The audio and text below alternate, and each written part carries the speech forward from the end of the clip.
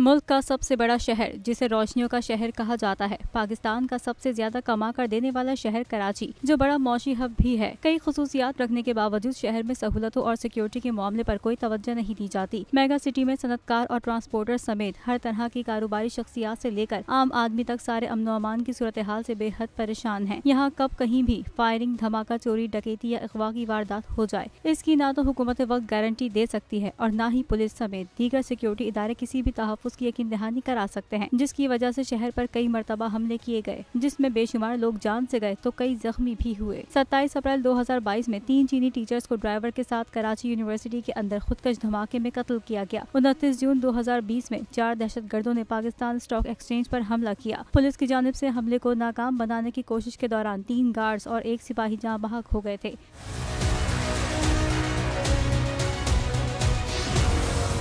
23 नवंबर 2018 को खुदकश हमलावरों ने चीनी कौंसल खाने पर हमला किया, लेकिन दाखिले से पहले ही हमलावरों को ठिकाने लगाकर मंसूबा नाकाम बना दिया गया। 13 मई 2015 में सफुरा चौरंगी के नजदीक इस्माइली बस पर हमले में 45 अफराद हलाक कर दिए गए। 8 जून 2014 में कराची एयरपोर्ट पर कार्गो टर्मिनल हमले में 10 दहशतगर्दों समेत 28 अफराद हलाक हुए। 22 मई 2011 को PNS मेहरान बेस पर 20 दहशतगर्दों ने हमला किया, जिसमें नेवी एहलकारों समेत 13 अफराद जाँ बहक हुए। 11 नवंबर 2010 को CID बिल्डिंग पर बम धमाके और फायरिंग से 20 अफराद जान से गए। 18 अक्टूबर 2007 में साबिक वजीर आजम बेनजीर भुट्टो की गाड़ी पर खुदकश हमले के नतीजे में 139 अफराद जाँ बहक हुए थे।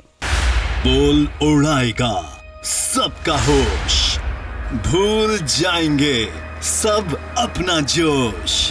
देखिए पाकिस्तान की सबसे बड़ी PSL ट्रांसमिशन सकलैन मुश्ताक, रमीज राजा, सुहेब अलवी, जमील फारूकी और फहीम खान के साथ खेल का जुनून रोजाना रात 11 बजे सिर्फ बोल न्यूज पर। सब्सक्राइब करें और बेल दबाएं ताकि कोई खबर रह न जाए।